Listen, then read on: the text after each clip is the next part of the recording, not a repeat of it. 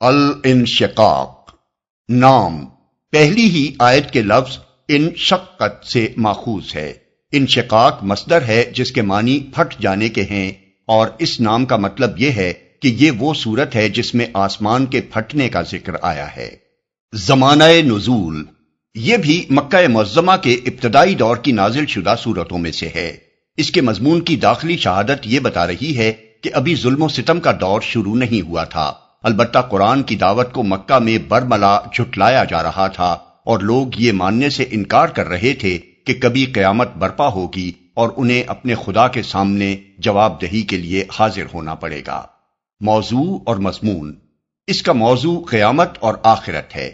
پہلی 5 آیتوں میں نہ صرف قیامت کی کیفیت بیان کی گئی ہے بلکہ اس کے برحق ہونے کی دلیل بھی دے دی گئی ہے۔ اس کی کیفیت یہ بتائی گئی ہے کہ اس روز آسمان پھٹ جائے گا، زمین پھیلا کر ہموار میدان بنا دی جائے گی، جو کچھ زمین کے پیٹ میں ہے یعنی مردہ انسانوں کے اجزائے بدن اور ان کے اعمال کی شہادتیں، سب کو نکال کر وہ باہر پھینک دے گی، حتیٰ کہ اس کے اندر کچھ باقی نہ رہے گا۔ اور اس کی دلیل یہ دی گئی ہے کہ آسمان و زمین کے لیے ان کے رب کا حکم یہی ہوگا، اور چونکہ دونوں اس کی مخلوق ہیں اس لیے وہ اس کے حکم سے سرتابی نہیں کر سکتے۔ ان کے لیے حق یہی ہے کہ وہ اپنے رب کے حکم کی تعمیل کریں۔ اس کے بعد آیت 6 سے 19 تک بتایا گیا ہے کہ انسان کو خواہ اس کا شعور ہو یا نہ ہو، بہرحال وہ اس منزل کی طرف چار و ناچار چلا جا رہا ہے جہاں اسے اپنے رب کے آگے پیش ہونا ہے۔ پھر سب انسان 2 حصوں میں بٹ جائیں گے، ایک وہ جن کا نامہ اعمال سیدھے ہاتھ میں دیا جائے گا، وہ کسی سخت حساب فہمی کے بغیر معاف کر دیے جائیں گے، دوسرے وہ جن کا نامہ اعمال پیٹھ کے پیچھے دیا جائے گا، وہ چاہیں گے کہ کسی طرح انہیں موت آ جائے، مگر مرنے کے بجائے وہ جہنم میں جھونک دیے جائیں گے۔ ان کا یہ انجام اس لیے ہوگا کہ وہ دنیا میں اس غلط فہمی پر مگن رہے کہ کبھی خدا کے سامنے جواب دہی کے لیے حاضر ہونا نہیں ہے، حالانکہ ان کا رب ان کے سارے اعمال کو دیکھ رہا تھا اور کوئی وجہ نہ تھی کہ وہ ان اعمال کی باز پرس سے چھوٹ جائیں۔ ان کا دنیا کی زندگی سے آخرت کی جزا و سزا تک درجہ بدرجہ پہنچنا اتنا ہی یقینی ہے جتنا سورج ڈوبنے کے بعد شفق کا نمودار ہونا، دن کے بعد رات کا آنا، اور اس میں انسان اور حیوانات کا اپنے اپنے بسیروں کی طرف پلٹنا، اور چاند کا ہلال سے بڑھ کر ماہ کامل بننا یقینی ہے۔ آخر میں ان کفار کو دردناک سزا کی خبر دے دی گئی ہے جو قرآن کو سن کر خدا کے آگے جھکنے کے بجائے الٹی تکذیب کرتے ہیں، اور ان لوگوں کو بے حساب اجر کا مژدہ سنا دیا گیا ہے جو ایمان لا کر نیک عمل کرتے ہیں۔ بسم اللہ الرحمن الرحیم۔ شروع اللہ کے نام سے جو رحمان و رحیم ہے۔ اذا السماء انشقت وَأَذِنَتْ لِرَبِّهَا وَحُقَّتْ وَإِذَا الْأَرْضُ مُدَّتْ وَأَلْقَتْ مَا فِيهَا وَتَخَلَّتْ وَأَذِنَتْ لِرَبِّهَا وَحُقَّتْ جب آسمان پھٹ جائے گا اور اپنے رب کے فرمان کی تعمیل کرے گا، اور اس کے لیے حق یہی ہے کہ اپنے رب کا حکم مانے، اور جب زمین پھیلا دی جائے گی اور جو کچھ اس کے اندر ہے اسے باہر پھینک کر خالی ہو جائے گی، اور اپنے رب کے حکم کی تعمیل کرے گی، اور اس کے لیے حق یہی ہے کہ اس کی تعمیل کرے۔ تعمیل کرے گا اصل میں اذنت لربہا کے الفاظ استعمال ہوئے ہیں جن کے لفظی معنی ہیں وہ اپنے رب کا حکم سنے گا، لیکن عربی زبان میں محاورے کے طور پر اذن لہو کے معنی صرف یہی نہیں ہوتے کہ اس نے حکم سنا، بلکہ اس کا مطلب یہ ہوتا ہے کہ اس نے حکم سن کر ایک تابع فرمان کی طرح اس کی تعمیل کی اور ذرا سرتابی نہ کی۔ زمین پھیلا دی جائے گی۔ زمین کے پھیلا دیے جانے کا مطلب یہ ہے کہ سمندر اور دریا پاٹ دیے جائیں گے، پہاڑ ریزہ ریزہ کر کے بکھیر دیے جائیں گے، اور زمین کی ساری اونچ نیچ برابر کر کے اسے ایک ہموار میدان بنا دیا جائے گا۔ سورہ طٰہٰ میں اس کیفیت کو یوں بیان کیا گیا ہے کہ اللہ تعالیٰ اسے ایک چٹیل میدان بنا دے گا جس میں تم کوئی بل اور سلوٹ نہ پاؤ گے۔ آیات 106 اور 107۔ حاکم نے مستدرک میں عمدہ سند کے ساتھ حضرت جابر بن عبداللہ رضی اللہ عنہ کے حوالے سے رسول اللہ صلی اللہ علیہ وسلم کا یہ ارشاد نقل کیا ہے کہ قیامت کے روز زمین ایک دسترخوان کی طرح پھیلا کر بچھا دی جائے گی، پھر انسانوں کے لیے اس پر صرف قدم رکھنے کی جگہ ہوگی۔ اس بات کو سمجھنے کے لیے یہ حقیقت نگاہ میں رہنی چاہیے کہ اس دن تمام انسانوں کو جو اول روز آفرینش سے قیامت تک پیدا ہوئے ہوں گے بیک وقت زندہ کر کے عدالت الہی میں پیش کیا جائے گا۔ اتنی بڑی آبادی کو جمع کرنے کے لیے ناگزیر ہے کہ سمندر، دریا، پہاڑ، جنگل، گھاٹیاں اور پست و بلند علاقے سب کے سب ہموار کر کے پورے کرۂ زمین کو ایک میدان بنا دیا جائے تاکہ اس پر ساری نوع انسانی کے افراد کھڑے ہونے کی جگہ پا سکیں۔ خالی ہو جائے گی۔ مطلب یہ ہے کہ جتنے مرے ہوئے انسان اس کے اندر پڑے ہوں گے سب کو نکال کر وہ باہر ڈال دے گی، اور اسی طرح ان کے اعمال کی جو شہادتیں اس کے اندر موجود ہوں گی وہ سب بھی پوری کی پوری باہر آ جائیں گی، کوئی چیز بھی اس میں چھپی اور دبی ہوئی نہ رہ جائے گی۔ اس کی تعمیل کرے۔ یہ صراحت نہیں کی گئی کہ جب یہ اور یہ واقعات ہوں گے تو کیا ہوگا، کیونکہ بات کا یہ مضمون اس کو آپ سے آپ ظاہر کر دیتا ہے کہ اے انسان، تو اپنے رب کی طرف چلا جا رہا ہے، اس کے سامنے حاضر ہونے والا ہے، تیرا نام اعمال تجھے دیا جانے والا ہے، اور جیسا تیرا نام اعمال ہوگا اس کے مطابق تجھے جزا یا سزا ملنے والی ہے۔ یا ایھا الانسان انک کادح الی ربک کدحا فملاقیہ، اے انسان، تو کشاں کشاں اپنے رب کی طرف چلا جا رہا ہے اور اس سے ملنے والا ہے۔ رب کی طرف چلا جا رہا ہے، یعنی وہ ساری تگ و دو اور دوڑ دھوپ جو تو دنیا میں کر رہا ہے اس کے متعلق چاہے تو یہی سمجھتا رہے کہ یہ صرف دنیا کی زندگی تک ہے اور دنیاوی اغراض کے لیے ہے، لیکن در حقیقت تو شعوری یا غیر شعوری طور پر جا رہا ہے اپنے رب ہی کی طرف، اور آخرکار وہیں تجھے پہنچ کر رہنا ہے۔ فَأَمَّا مَنْ أُوتِيَ كِتَابَهُ بِيَمِينِهِ فَسَوْفَ يُحَاسَبُ حِسَابًا يَسِيرًا وَيَنقَلِبُ إِلَىٰ أَهْلِهِ مَسْرُورًا، پھر جس کا نامہ اعمال اس کے سیدھے ہاتھ میں دیا گیا اس سے ہلکا حساب لیا جائے گا اور وہ اپنے لوگوں کی طرف خوش خوش پلٹے گا، ہلکا حساب لیا جائے گا۔ یعنی اس سے سخت حساب فہمی نہ کی جائے گی، اس سے یہ نہیں پوچھا جائے گا کہ فلاں فلاں کام تو نے کیوں کیے تھے اور تیرے پاس ان کاموں کے لیے کیا عذر ہے۔ اس کی بھلائیوں کے ساتھ اس کی برائیاں بھی اس کے نام اعمال میں موجود ضرور ہوں گی، مگر بس یہ دیکھ کر کہ بھلائیوں کا پلڑا برائیوں سے بھاری ہے اس کے قصوروں سے درگزر کیا جائے گا اور اسے معاف کر دیا جائے گا۔ قرآن مجید میں بدعمال لوگوں سے سخت حساب فہمی کے لیے سوء الحساب یعنی بری طرح حساب لینے کے الفاظ استعمال کیے گئے ہیں۔ سورہ الرعد آیت 18۔ اور نیک لوگوں کے بارے میں فرمایا گیا ہے کہ یہ وہ لوگ ہیں جن سے ہم ان کے بہتر اعمال قبول کر لیں گے اور ان کی برائیوں سے درگزر کریں گے۔ سورہ الاحقاف آیت 16۔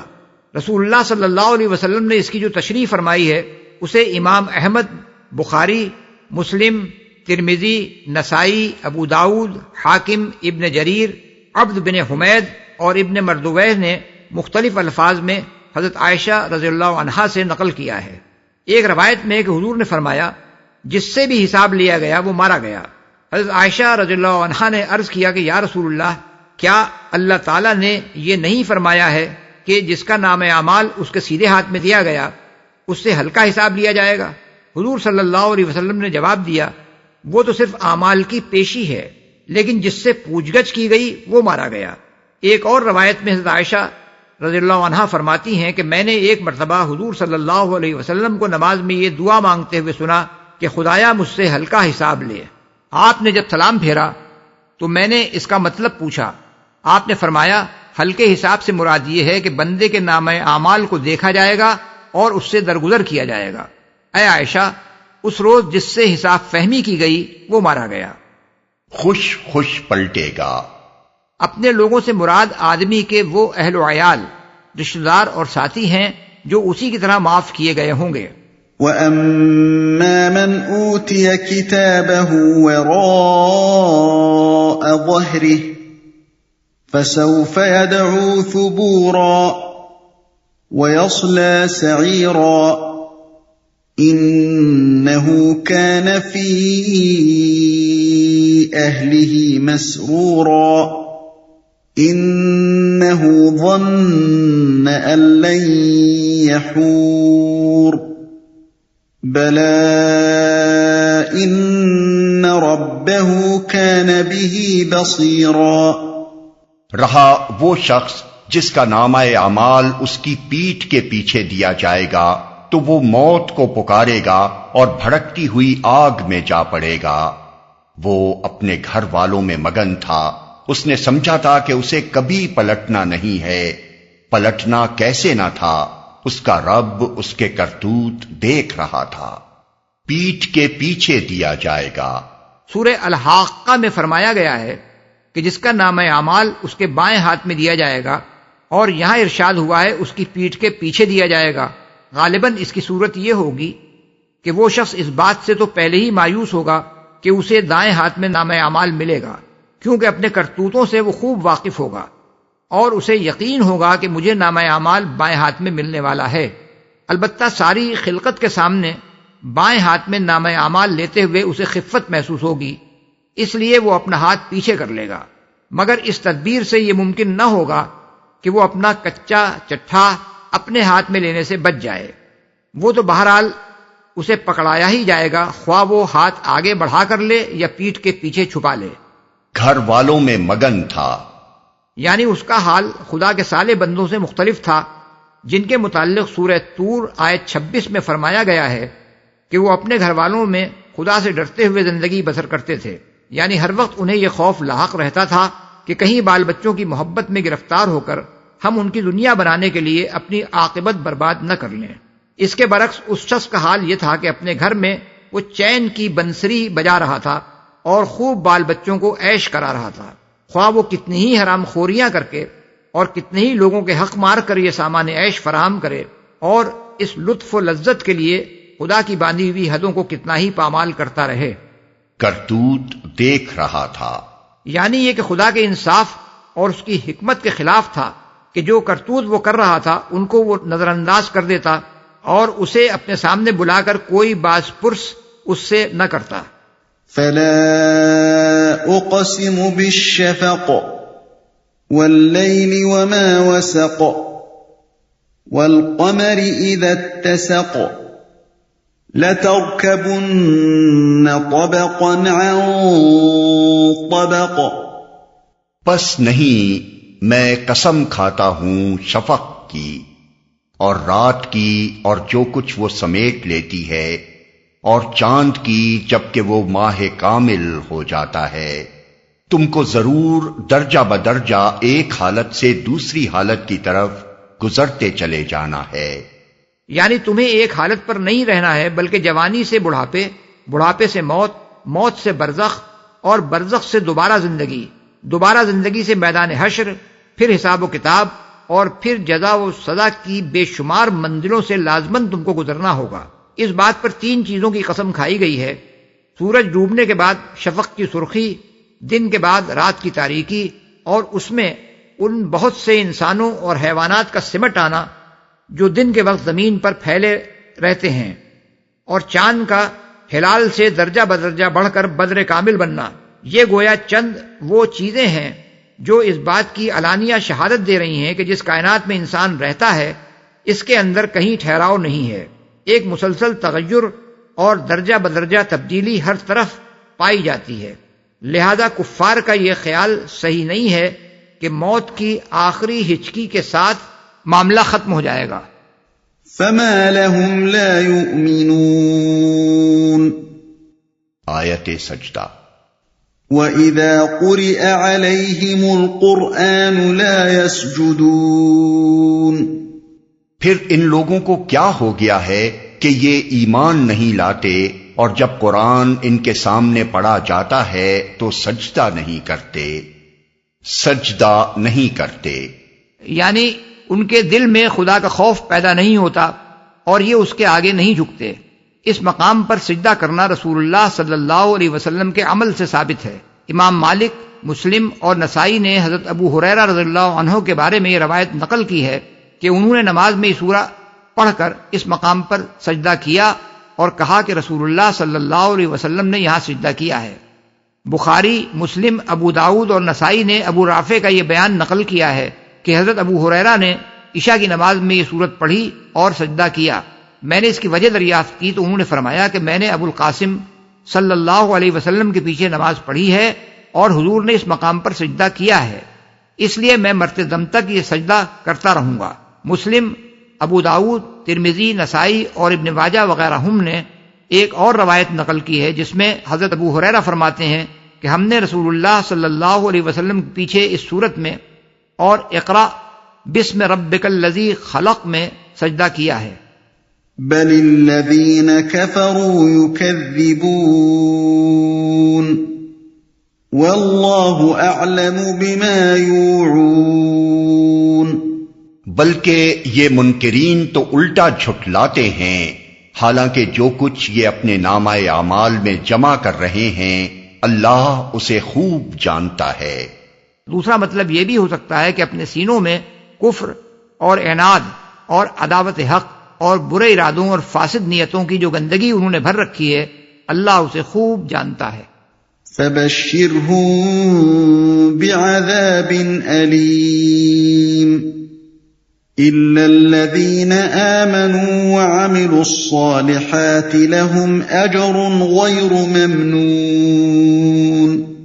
لہذا ان کو دردناک عذاب کی بشارت دے دو، البتہ جو لوگ ایمان لے آئے ہیں اور جنہوں نے نیک عمل کیے ہیں ان کے لیے کبھی ختم نہ ہونے والا اجر ہے۔